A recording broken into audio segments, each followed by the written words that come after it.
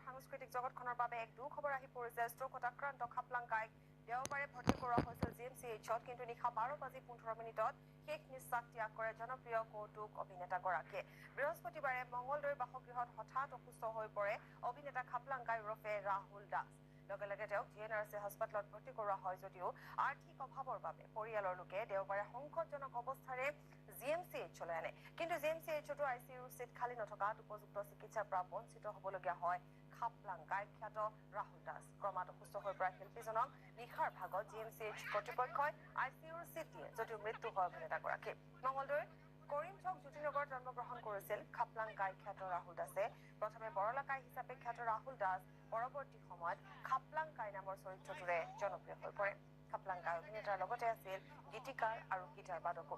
এসময়ত কহিনুৰ থিয়েটাৰত ড্ৰাম বজাইছিল খাপলাংকাই। আনকি বুধবাৰে জুবিনৰ সৈতে এখন নাটত অভিনয় কৰিছিল খাপলাংকাই।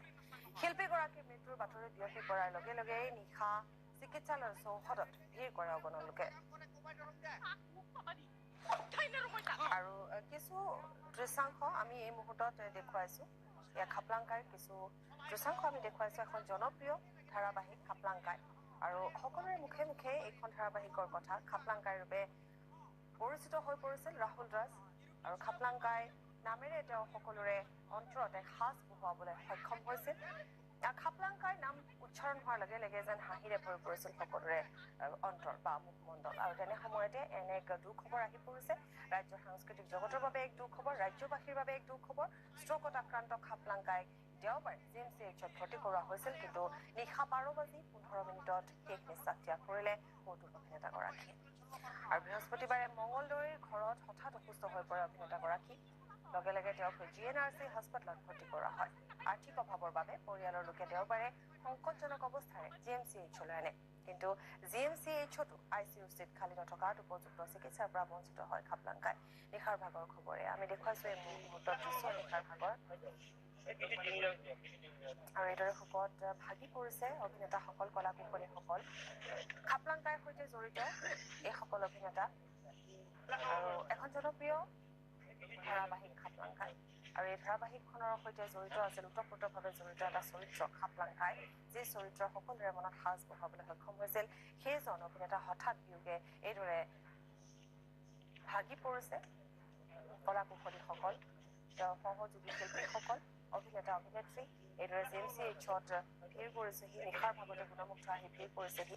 ক্ৰমাৎ অসুস্থ হৈ পৰিছিল শিল্পীজন। নিশাৰ ভাগত GMCHৰ কৰ্তৃপক্ষই ICUৰ চিট দিয়ে যদিও মৃত্যু হয় অভিনেতাগৰাকীৰ। চিকিৎসাৰ ক্ষেত্ৰত কিছু গাফিলতি ৰৈ যোৱা বুলি ইতিমধ্যে অভিযোগ উত্থাপন হৈছে।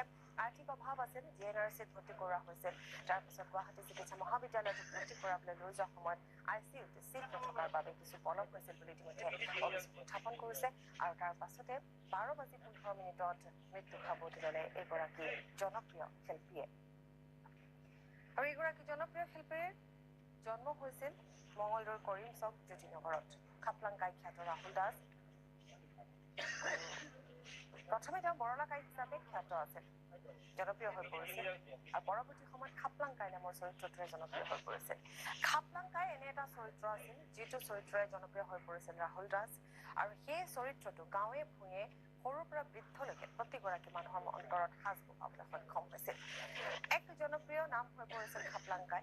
খাপলাংকাই প্ৰতিটো মুহূৰ্ত, প্ৰতিটো চৰিত্ৰ তেওঁ যি ধৰণে ৰূপায়ণ কৰিছিল, সেই ধৰণে সকলো মানুহৰ দৰ্শকৰ মনত সাজ বহিছিল।